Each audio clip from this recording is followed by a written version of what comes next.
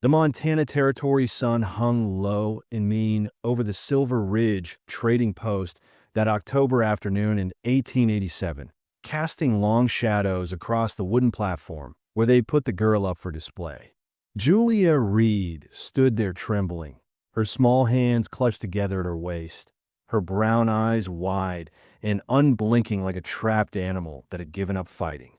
She was only 6 years old, skinny as a rail, with tangled brown hair and a dress 2 sizes too big that hung off her narrow shoulders. Beside her on that platform stood her mother, Catherine Reed, whose face bore the purple shadow of a fresh bruise along her left cheekbone, and whose own eyes held something far worse than fear. They held defeat. Amos Welch stood below them, arms crossed over his barrel chest, negotiating with Silas Cobb, who ran the trading post. Welch was a thick-necked man in his 50s with a gray beard and cold eyes that never quite looked at you straight on. He'd paid good money for a mail-order bride, he was saying, and what showed up was damaged goods with a bastard child in tow. His voice carried across the nearly empty store, loud enough that he wanted folks to hear, wanted them to know this wasn't his fault. "The woman I don't want," he said, jerking his thumb at Catherine like she was livestock he was rejecting. "But the girl, she's young enough to train up proper. Worth a sack of grain and supplies for the winter, I'd say. Maybe throw in some tobacco." Catherine made a small sound in her throat, something between a sob and a protest. "She's my daughter," she said, but her voice came out weak, almost apologetic, like she knew nobody in this room cared about that particular fact. Juliet didn't make any sound at all. She hadn't spoken since yesterday morning, since Welch had cornered them in the boarding house room and made his intentions clear. Silas Cobb scratched his beard, considering. He was a businessman first and a human being a distant second, and he was calculating the value of a 6-year-old girl against a sack of grain the way another man might consider the merits of different cuts of beef. "She looks sickly," he said. "Probably eat more than she's worth in labor for a couple years." "She'll work it off," Welch said. "I'll see to that." The door to the trading post swung open then, letting in a gust of cold wind and a man who hadn't planned on walking into the middle of someone's nightmare. Jacob Barnes had come to town for simple things. Nails, coffee, maybe some flour if the price was right. He was a lean man in his early 40s, weathered by sun and grief in equal measure, with dark hair going gray at the temples and eyes that had seen too much loss to be surprised by much anymore. He'd lived alone on his ranch for 5 years now, ever since his wife Rebecca died, giving birth to their daughter Annie, who'd lived just long enough for Jacob to hold her once before she followed her mother into whatever came next. Jacob stopped 3 steps inside the door, his hand still on the frame, and took in the scene before him. The girl on the platform. The mother beside her with that bruise on her face. The 2 men below discussing the child like she was a bushel of wheat. For just a moment, Jacob saw a different girl's face superimposed over Julia's. Annie would have been about that age now, if she'd lived. Would have had that same brown hair, maybe. Would have looked at him with trust that he could fix anything, solve any problem, keep any monster at bay. "She's coming with me," Jacob said. The words came out before he'd fully decided to say them, powered by something deeper than thought or reason. The room went silent. Welch turned slowly, his expression shifting from surprise to recognition to something ugly. "Jacob Barnes," he said, and it wasn't a greeting so much as an accusation. "This ain't your business." "I'm making it my business," Jacob said, and walked toward them with steady steps. He didn't look at Welch. He looked at Catherine, at the hope and terror warring on her face, and then at Julia, who was looking at him now with those wide brown eyes like she was trying to figure out if he was real or just another cruel trick. Welch moved to block his path. "I paid for transport, paid for lodging, paid for meals. This woman owes me, and the girl's my compensation. You walk away now, Barnes, and we'll forget you stuck your nose where it don't belong." Jacob stopped, close enough now that he could see the mean glint in Welch's eyes, the kind of meanness that enjoyed causing pain. "How much?" he asked. "What? How much for both of them?" the woman and the girl. Name your price. Silas Cobb perked up at this, smelling profit. Well now, if we're talking about both. $50, Jacob said, cutting him off. It was double what Welch had offered, more than a month's profit from his ranch, and he didn't care. Right now, you take the money, and they leave with me. Deal's done. Catherine gasped. Julia's eyes got somehow even wider. Welch's face turned red, then purple. You son of a... Deal, Silas said quickly, before Welch could finish and before Jacob could change his mind. $50 for the woman and child. No strings, no claims. Mr. Welch, you got any objections, you take them up with the law, not in my establishment. Jacob pulled the bills from his pocket, counted them out onto Silas's counter without looking away from Welch. You got a problem with this, he said quietly. You come find me in my ranch. But you leave him out of it. Understand. Welch's jaw worked like he was chewing glass. You'll regret this, Barnes. Both of you will regret this. He turned that mean look on Catherine. You think you've won something here? You think this changes what you are? They'll figure out soon enough, and then where will you be? She'll be somewhere you ain't, Jacob said. Now, get out. Welch left, but his threat hung in the air behind him like smoke. Jacob turned to Catherine and Julia, still standing on that platform like they didn't quite believe they were allowed to step down. Ma'am, he said to Catherine, gentle as he could manage. You and your daughter want to collect your things. I got a wagon outside. Catherine's voice came out strangled. Why did you do that? Jacob looked at Julia again, at that small, frightened face, and felt something crack open in his chest that had been sealed shut for 5 years. Could not do it, he said, which was the only truth he had. The wagon ride back to Jacob's ranch took nearly 2 hours, and for most of it, nobody spoke. Julia sat pressed against her mother's side, her small body rigid with tension, while Catherine kept one arm wrapped tight around her daughter, like she was afraid someone might try to snatch her away even now. Jacob drove in silence, his hands steady on the reins, his mind racing through everything he'd just done and wondering if he'd lost his mind completely. He'd just taken on responsibility for 2 complete strangers based on nothing more than a gut feeling and the ghost of his dead daughter's face. Rebecca would have called him reckless. She also would have done the exact same thing. It was Catherine who finally broke the silence when they were about halfway home. Mr. Barnes, she said, her voice still shaky but stronger than it had been in the trading post. I need to know what you expect from us. What we owe you. I won't be in debt to another man without knowing the terms. Jacob glanced over at her, saw the fear behind the question, and understood it. She learned the hard way that men didn't help without wanting something in return. You don't owe me anything, he said. I've got a spare bedroom. You and your daughter can have it. I'll sleep in the barn. You stay as long as you need to figure out what comes next. That's not an answer, Catherine said. Men don't just give away $50 and expect nothing. Some men do, Jacob said, then reconsidered. All right, truth is, I expect you to let that child heal.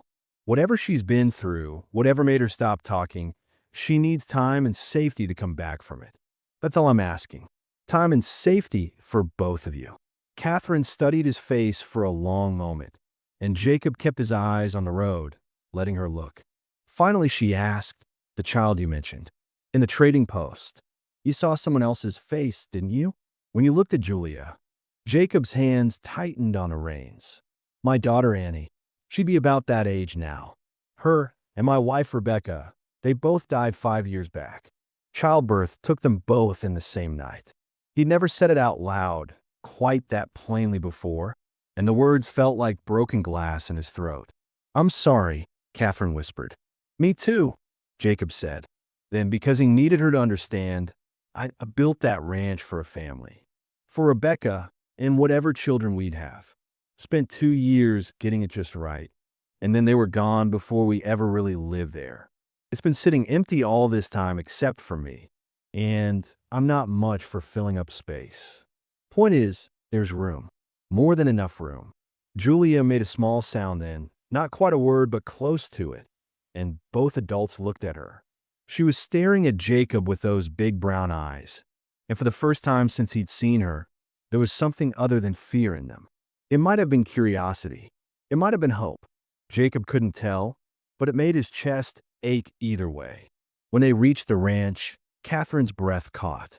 It was a good-sized spread with a sturdy cabin, a well-built barn, a chicken coop, and a garden plot that had been neglected but still showed signs of once being carefully tended.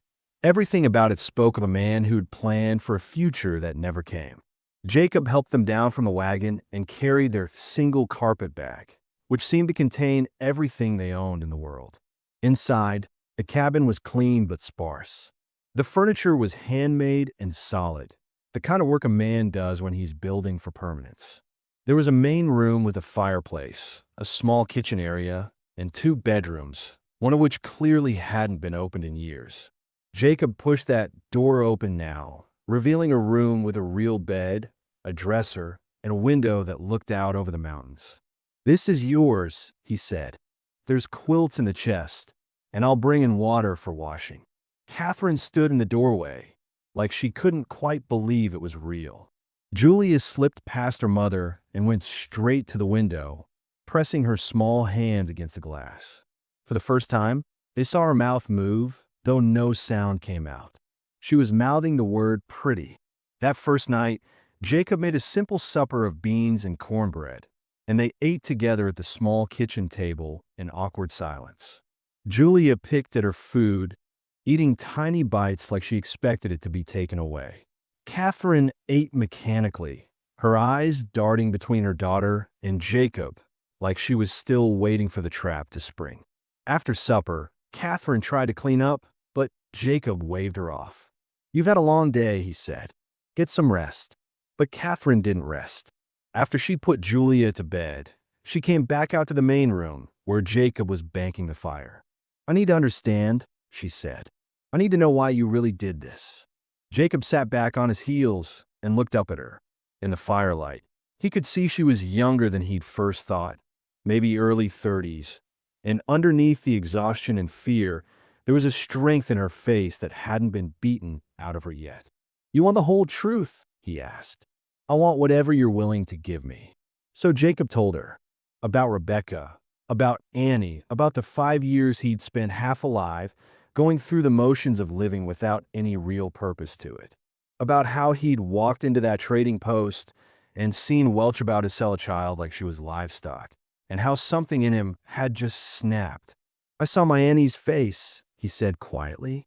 "I saw what could have happened to her if Rebecca and I had died and left her alone in this world.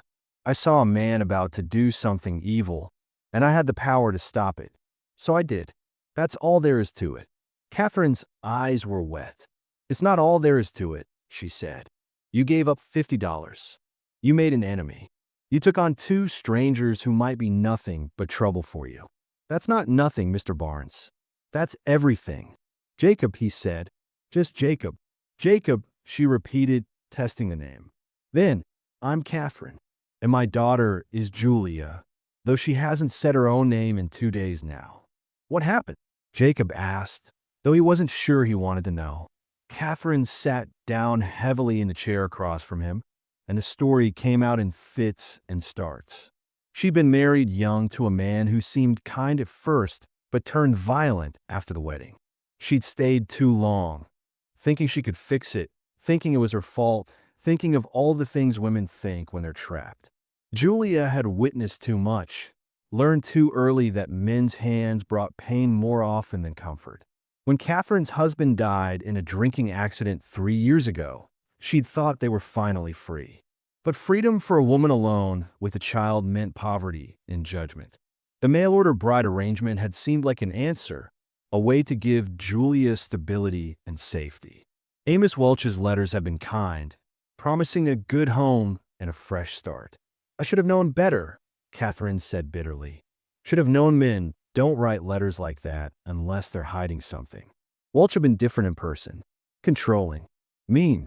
When he discovered Julia, he'd been furious that Catherine had lied about being alone. His solution had been to keep Julia as unpaid labor and throw Catherine out.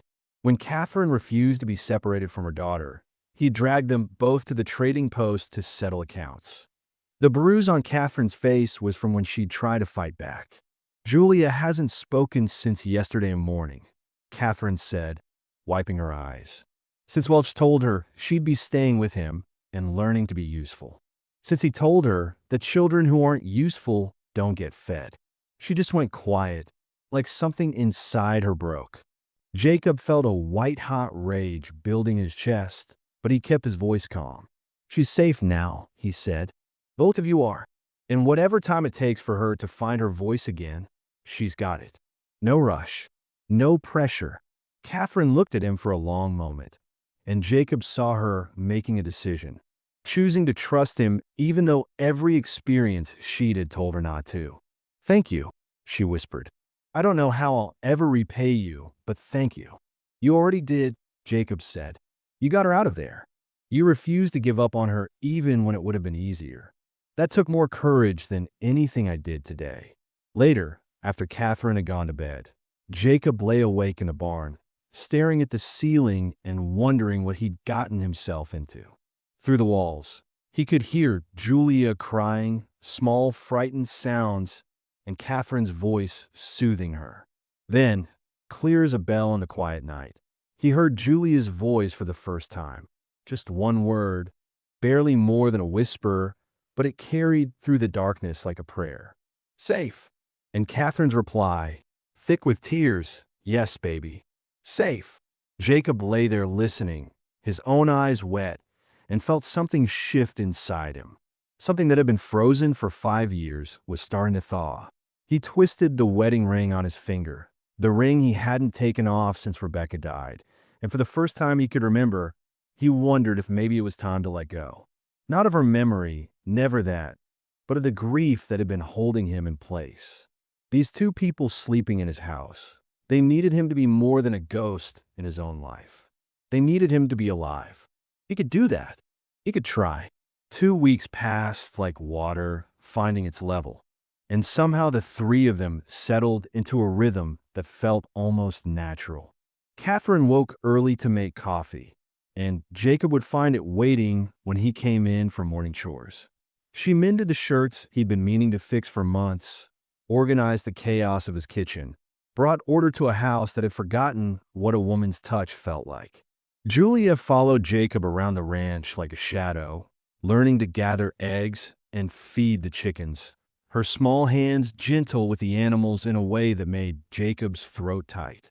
She was talking more now, short sentences at first, then whole conversations, usually directed at the chickens who seemed to understand her better than people did.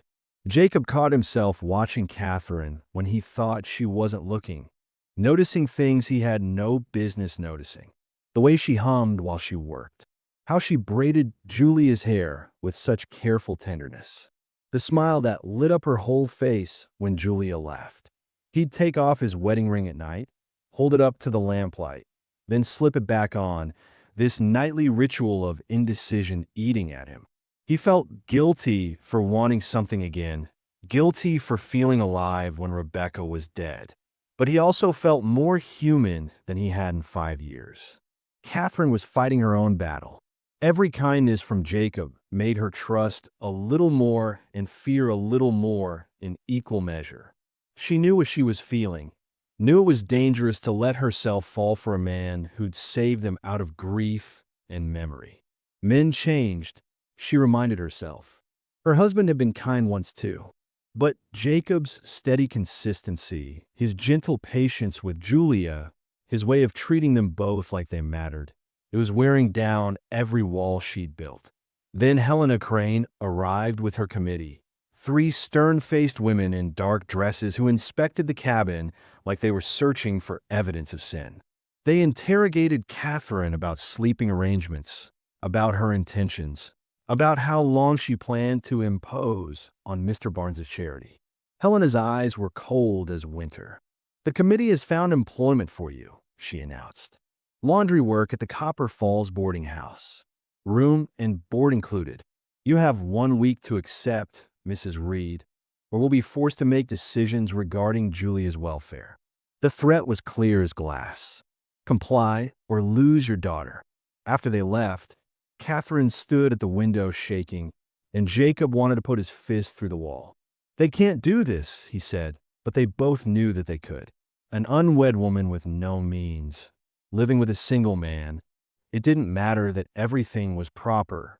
Appearance was all that mattered to people like Helena Crane.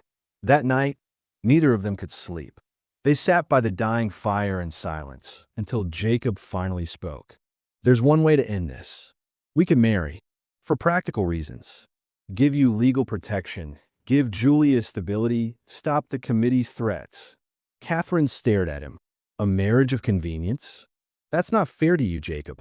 You could find someone respectable, someone without all this trouble. I don't want someone respectable, Jacob said, and something in his voice made her look up. I want to stop pretending this is temporary. I want to stop sleeping in the barn while my family is in the house. I want Julia to call me something other than Mr. Jacob. He took a breath. I want you, both of you, not out of obligation. I want this. Catherine's voice shook. I'm terrified. Every time I've trusted a man, I've been hurt. I'm terrified too, Jacob admitted. Terrified of losing people again. Terrified of not being enough. But I'm here, Catherine. I'm asking. Not as charity, as choice. She reached out and took his hand. Then asked me properly. Jacob got down on one knee right there by the fire. Catherine Reed, will you marry me? Will you let me be Julia's father? Will you build a life here with me, knowing I'm broken but trying? Yes, she whispered through tears. Yes to all of it.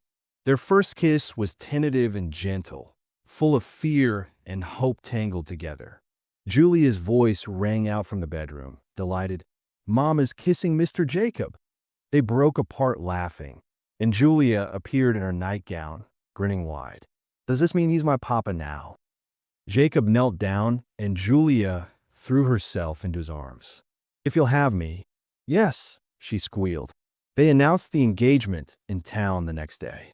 Samuel Garrett at the general store was surprised but supportive. Helena Crane looked like she'd swallowed a lemon.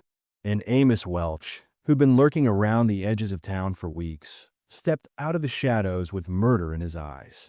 You think marrying her erases what she is? He snarled. Used goods with a bastard child. Jacob moved between Welch and his family. Call either of them anything like that again, and you'll answer to me. Welch smiled ugly. This isn't over, Barnes. Not by a long shot. He walked away, but the threat hung in the air like a noose. They planned a simple ceremony. Catherine sewed her own dress. Julia made decorations with wild enthusiasm.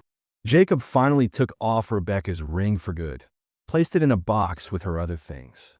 I'll always love you, he whispered to her memory. But I'm alive again. I'm going to live. A week later, they stood in the church with the pastor and witnesses. Catherine in her simple dress, Julia scattering flower petals, Jacob in his best clothes, nervous but certain. The pastor began the ceremony. They exchanged vows. Jacob was just slipping the ring onto Catherine's finger when the church doors slammed open. Amos Welch stood there with the sheriff. I'm speaking, Welch announced. This woman is a fraud and a thief. She stole $50 from me, and I have witnesses. The wedding stopped. Catherine went pale. Julia started crying, and Jacob realized that Welch had found the perfect revenge. He couldn't stop the wedding, so he destroyed instead. The sheriff looked genuinely apologetic as he stood in the church doorway beside Welch, hat in his hands, clearly wishing he was anywhere else. I'm sorry, Jacob, Sheriff Davies said, but Mr. Welch filed a formal report 3 days ago. Claims Mrs. Reed stole $50 from his home before she fled. I have to ask her some questions. It's the law. Catherine stood frozen at the altar, the wedding ring only halfway onto her finger. I never stole anything, she said, but her voice was small and frightened.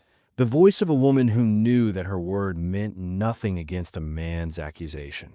I have witnesses, Welch said smoothly, enjoying every second of this. 2 men who saw her going through my belongings the day before she ran off. They'll testify to it. They're lying, Jacob said, stepping forward. This is revenge, pure and simple. He's angry because I took them away from him. Maybe so, Sheriff Davies said, but I still have to investigate. Mrs. Reed, I need you to come down to the office and answer some questions. It's not an arrest, just questioning. Julia was sobbing now, clinging to her mother's dress. Don't take Mama, please. He's lying. He's a bad man. Catherine knelt down and pulled her daughter close, trying to be brave even though her hands were shaking. It's okay, sweetheart. It's just questions. I'll be back soon. But her eyes, when they met Jacob's, said something different. They said she knew this was the beginning of the end. I'm coming with you, Jacob said, but Catherine shook her head. Stay with Julia. She needs you more right now. Catherine stood up, smoothed her wedding dress that would never be worn for its intended purpose, and walked out of the church with the sheriff. Welch followed, that satisfied smile still on his face. The last thing Jacob saw before the door closed was Catherine's back, straight and proud even in defeat. The questioning went on for hours at the sheriff's office. Welch produced his witnesses, two drifters he'd clearly paid off, who swore they'd seen Catherine rifling through Welch's desk drawer and stuffing money in her bag. Catherine told her truth, that she'd only been in Welch's house for a few hours total before she'd fled, that she'd never touched his money, that the only thing she'd taken was her own carpet bag and Julia. But she had no witnesses, no proof, just her word against three men. Sheriff Davies rubbed his face tiredly. Mrs. Reed, I can't hold you without more evidence. But I also can't dismiss the charges without investigating further. You'll need to stay in town until this is resolved. No traveling, no leaving Silver Ridge. Do you understand? Catherine understood perfectly. The wedding was off. Maybe forever.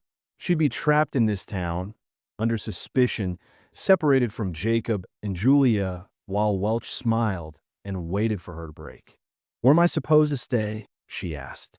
The committee has graciously offered you a room at the boarding house, Helena Crane said from the doorway, appearing like a crow at a corpse. Under proper supervision, of course. Of course.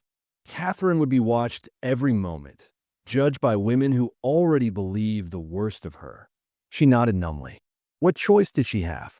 Back at the ranch, Jacob tried to explain to Julia what was happening. But how do you explain injustice to a 7-year-old? Julia wouldn't eat, wouldn't speak, just drew picture after picture with Jacob's pencils. Dark, angry scribbles of monsters and cages, and a small figure reaching towards something she couldn't touch. Jacob held her while she cried herself to sleep and felt more helpless than he'd ever felt in his life, including the night he'd lost Rebecca and Annie. At least then, there'd been nothing he could do. Now, there was something, he just didn't know what it was yet. Catherine spent her first night at the boarding house, staring at the ceiling, listening to the committee women whisper about her in the hallway. She brought nothing but trouble to Jacob. He'd lost his reputation, his peace, and now his wedding, all because he'd been kind enough to help her. Julia was traumatized again, all because of Catherine's poor choices, her desperation, her inability to protect her own daughter. By morning, Catherine had made her decision. She confessed to the theft she didn't commit. Take whatever punishment came, jail or indentured servitude to Welch, it didn't matter anymore. At least if she confessed, Jacob would be free. Julia could stay with him, have the father she deserved, the stable home Catherine had always wanted for her. It was the only way to fix the mess she'd made. She was writing the confession when she heard voices downstairs. Jacob's voice, urgent and determined. He was asking questions about Welch, about his history, about previous mail-order brides. And then another voice, an old woman's voice, saying words that made Catherine's hand freeze on the paper. That man is evil. He did this before, to my niece, 3 years ago, and she didn't just disappear like folks think. She died. Catherine dropped the pen and ran for the stairs. The old woman sitting in the boarding house parlor was Beatrice Copper, thin as a rail and sharp as a tack, with white hair pulled back in a severe bun and eyes that had seen too much sorrow. She'd run this very boarding house 3 years ago before selling it to move in with her sister. Now she sat across from Jacob, her gnarled hands wrapped around a cup of tea, and told him a story that made his blood run cold. Her name was Cora and Cooper, my brother's girl, Beatrice said. She answered Amos Welch's advertisement for a mail-order bride back in 1884. Sweet girl, barely 20 years old, thought she was getting a fresh start. Wrote me letters at first, said Welch was kind, that she was settling in fine. Then the letters stopped. Catherine stood on the stairs, listening, her heart pounding. Jacob leaned forward. What happened to her? Folks said she ran off, abandoned her arrangement. That's what Welch claimed. Said she stole money from him and disappeared in the night. Beatrice's voice turned bitter. Same story he's telling about you now, Mrs. Reed. But Cora and didn't run. She died. Fell down the stairs at Welch's house. Broke her neck. He called an accident. You think it wasn't? Jacob asked, though he already knew the answer. I know it wasn't. Cora and was terrified of Welch by the end. I got one last letter from her, hidden in a package of mending she sent back to me. Said he was cruel, controlling, that he'd hit her twice already. Said she was planning to leave, but was afraid of what he'd do. 2 days later, she was dead. Beatrice's hands shook. I tried to tell the sheriff. Tried to get someone to investigate. But a dead mail-order bride, with no family except an old aunt? Nobody cared enough to look close. Catherine came down the stairs slowly. Did he accuse her of theft too? Before she died, Beatrice looked up, saw Catherine, and nodded. Yes, said she'd stolen $50, same amount he's claiming you took. He was setting it up so that if she ran, she'd be a criminal. If she stayed, she'd be trapped. Cora and was trapped either way. The stairs solved his problem for him. Jacob stood up, pacing. Do you have that letter? The one she sent you. I kept everything. Letters, the note about the theft accusation, even the sheriff's report that called it an accidental death. Couldn't bear to throw them away. Beatrice pulled a worn envelope from her bag. I heard what Welch was doing to you, Mrs. Reed. Heard about the wedding being stopped. I couldn't stay silent again. Now when I could see the same pattern repeating. Jacob took the envelope, read through the contents, and felt a plan forming in his mind. Mrs. Copper, would you be willing to tell this to the sheriff? Show him these letters? Already did this morning. That's why I came to find you. Sheriff Davies is reopening the investigation into Cora Ann's death. But he says it's not enough to dismiss the charges against Mrs. Reed. He needs proof that Welch is lying now, not just that he lied before. Jacob's jaw tightened. Then we'll get him to tell the truth himself. An hour later, Jacob sat in Sheriff Davies' office, laying out his plan. The sheriff listened, stroked his mustache, and finally nodded. It's risky. If he doesn't take the bait, we've got nothing. And if he does take it, but doesn't say enough, we still might not have enough to charge him. He'll take it, Jacob said with certainty. Men like Welch, they can't help bragging when they think they've won. He thinks he's untouchable. We use that against him. They fitted Jacob with a wire recording device, new technology that the sheriff had acquired from the territorial marshal's office. It was bulky and uncomfortable under his shirt, but it would capture every word. Then Jacob rode out to Welch's property, his heart hammering but his face calm. Welch was in his barn when Jacob arrived, forking hay like he didn't have a care in the world. He looked up when Jacob's shadow fell across the doorway and smiled that ugly smile. Barnes, come to beg me to drop the charges? It'll cost you more than $50 this time. I came to tell you I know what you did, Jacob said quietly. I know about Cora and Cooper. I know you killed her. Welch's smile didn't falter. That's a serious accusation. Got any proof? Beatrice Copper has letters. Cora and wrote about your abuse, about your plans to trap her with false theft charges. Sheriff's reopening the investigation. Let him investigate. Welch set down the pitchfork. You know what he'll find? An accident. A clumsy girl who fell downstairs. Old woman's letters don't prove murder, Barnes. They prove nothing. They prove a pattern, Jacob said. Same accusations against Catherine that you made against Cora, and same amount of money. Same witness setup. Sheriff's going to start asking questions. Welch laughed, actually laughed. You think anyone cares about desperate women nobody wanted? Mail-order brides who had nothing and nobody? The town believes me. My word against hers, I win every time. That's how the world works. You really believe that? Jacob asked, keeping his voice even, letting Welch talk. I know that, Welch said, warming to his subject now, arrogance making him careless. And when your precious Catherine confesses, and she will because she's trying to protect that brat, she'll be legally bound to work off her debt. To me. Then we'll see how long that spirit of hers lasts. I'll break her the way I should have broken the other one. Should have been more patient with Cora but she pushed too hard, tried to leave. How to solve that problem permanent? You're admitting you killed her? Jacob asked, his heart racing. I'm saying accidents happen to women who don't know their place. Welch stepped closer. And you? You made yourself my enemy. You took what I paid for. You cost me money and embarrassment. I would enjoy watching you lose everything.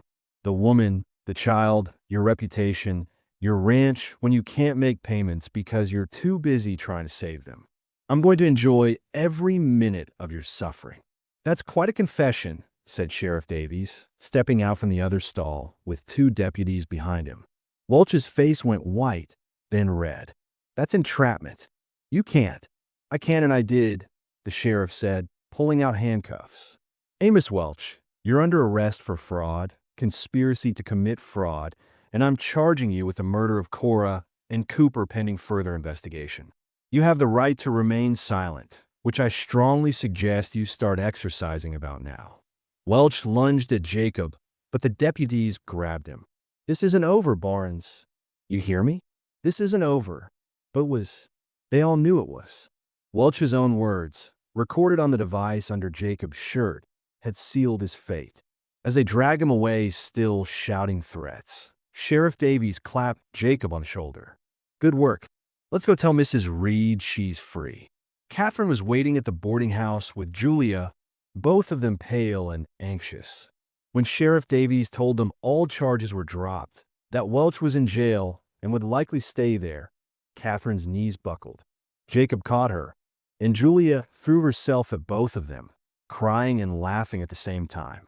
It's over, Jacob said into Catherine's hair. It's really over. Catherine pulled back just enough to look at him. You saved us. Again. We save each other, Jacob said. Then, right there in the street with the sheriff and Julia and half the town watching, he dropped to one knee. Catherine Reed, I asked you once and we got interrupted. I'm asking again.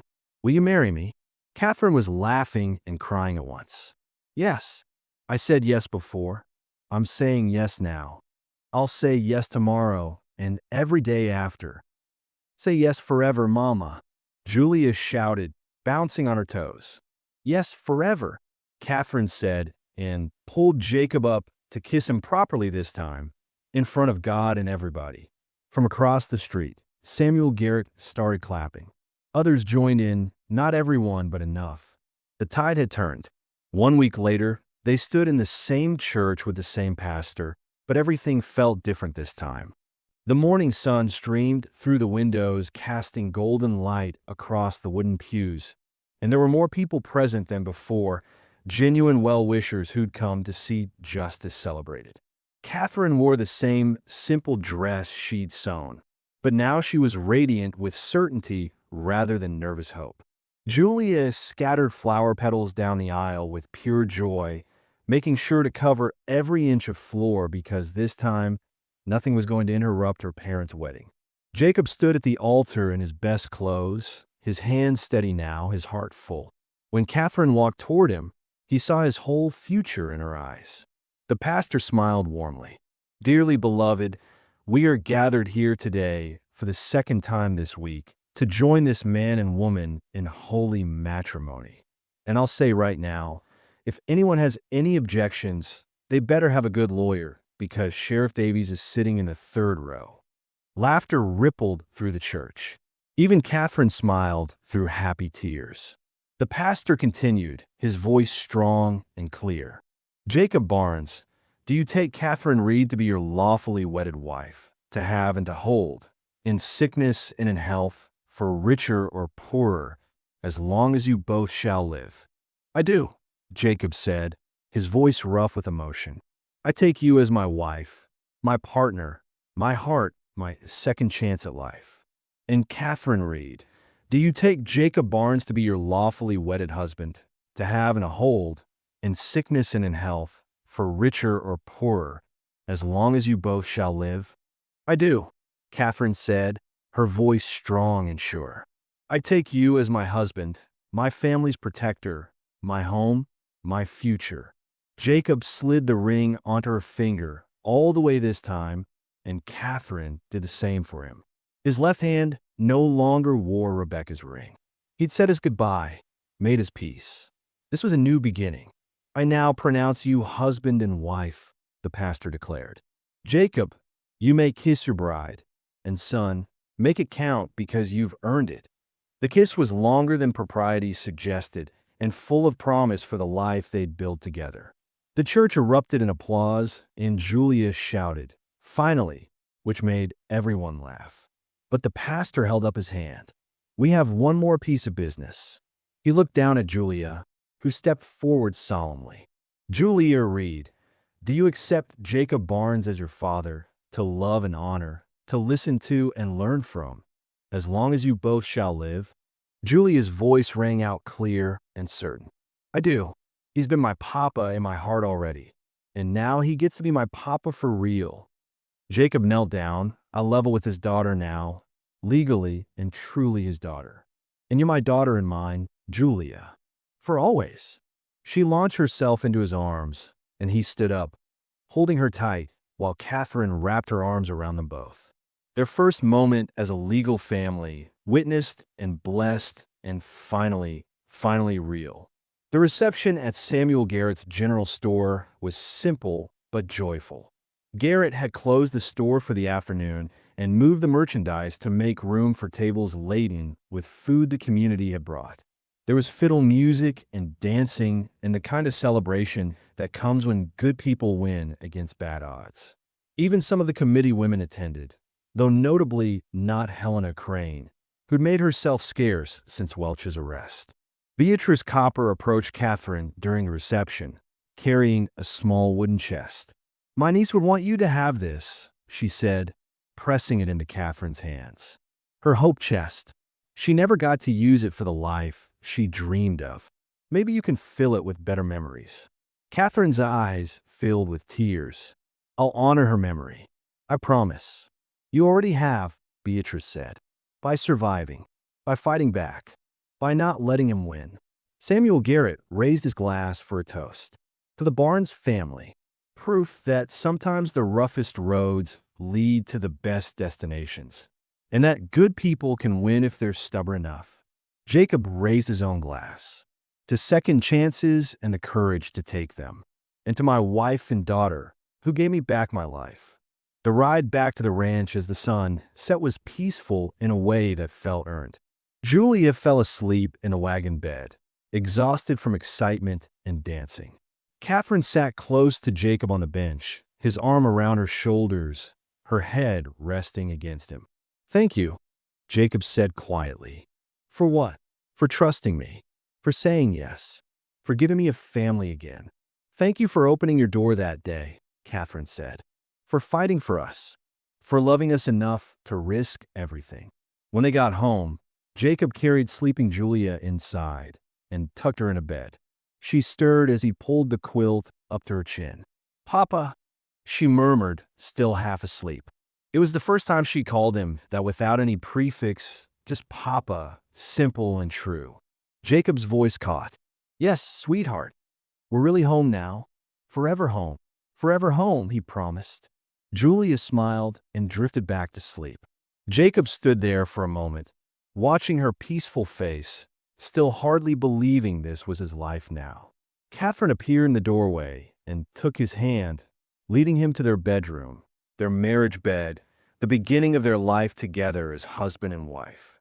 That night, they came together with tenderness and healing, with the gentle certainty of two people who'd found safety in each other. There was nervousness and laughter and whispered promises in the dark. Catherine felt safe for the first time in her adult life, truly safe, and Jacob felt alive again, fully alive, ready to embrace everything that life could offer. Morning came with Julia jumping on their bed, shrieking about the chickens laying extra eggs and demanding pancakes, and talking so fast the words tumbled over each other. Catherine and Jacob looked at each other over their daughter's bouncing head and laughed, because this was family, chaotic and joyful and beautifully, wonderfully real. 6 months later, autumn painted the Montana mountains in gold and red. Catherine was visibly pregnant now, moving slower but glowing with health and happiness. Julia, nearly 8 years old, helped with the harvest and had become quite the little horsewoman under Jacob's patient teaching. The ranch was thriving with a new barn, an expanded garden, and several horses that Jacob was training to sell. One afternoon, Beatrice Copper rode up with news. Amos Welch had been convicted of Cora Ann's murder after investigators exhumed her body and found evidence that contradicted the accident story. He'd been sentenced to life in prison. "My niece can finally rest," Beatrice said. "And you're safe now. Truly safe." That evening, the three of them sat down to a simple family dinner. Julia asked Jacob to tell the story of how they all came together, which had become her favorite bedtime tale. "You tell it, Papa. Tell how you saved us." "Your mama saved you, Jules," Jacob said. "She's the brave one who got you away from danger." "We saved each other," Catherine said, reaching across the table to take Jacob's hand. Julia nodded, satisfied with that answer. "Good story. The best story." After Julia went to bed, Catherine and Jacob sat on the porch watching the sunset paint the sky in shades of pink and orange. Catherine's hand rested on her swollen belly where their baby kicked and rolled. "Do you ever wonder what would have happened if you'd walked past that trading post?" she asked. "If you hadn't stopped?" Jacob pulled her closer. "Every day. And every day, I thank God I didn't walk past. That I stopped. That I saw you and Julia and couldn't look away." "Me too," Catherine whispered. Inside, they heard Julia call out, "Mama, Papa." The baby's kicking really hard. They went inside together to feel their child moving. Julia's small hand pressed against Catherine's belly in wonder. "He's saying hello," Julia declared. "Or she," Jacob said with a smile. "Either way," Catherine said, "this baby will know from day one that they're wanted, loved, and safe. They'll know they're part of a family that fought to exist." In December, Catherine gave birth to a healthy baby girl with dark hair and Jacob's eyes. They named her Grace and honoring the past while embracing the future. Christmas that year was everything the cabin had been built for but had never seen. Julia's artwork covering every wall, stockings hung for all four of them. The smell of Catherine's cooking filling the air, baby Grace sleeping peacefully in the cradle Jacob had made, and laughter, so much laughter. They commissioned a family portrait that spring, all four of them dressed in their Sunday best. The photographer posed them carefully, Jacob and Catherine seated with baby Grace in Catherine's arms, Julia standing between them with her hands on her father's shoulder. When the photograph was developed and framed, they hung it over the mantel where it caught the light from the fireplace. Years passed. Julia grew into a strong, confident young woman who helped her father run the ranch and her mother care for 3 more siblings who came after Grace. Catherine became known throughout the territory for helping women escape dangerous situations. Her own story giving her the credibility to speak truth to power. Jacob's ranch prospered, built not just on hard work, but on the foundation of love and second chances. On their 10th anniversary, Jacob and Catherine stood on that same porch, now gray-haired and weathered, but still holding hands like newlyweds. Their children played in the yard, Julia, now 16, and teaching her younger siblings to ride. Catherine leaned against Jacob and said, "Tell me the story. Tell me how we began." Jacob smiled. "They tried to sell our daughter for a sack of grain. Try to reduce a child to commodity, break a mother's spirit.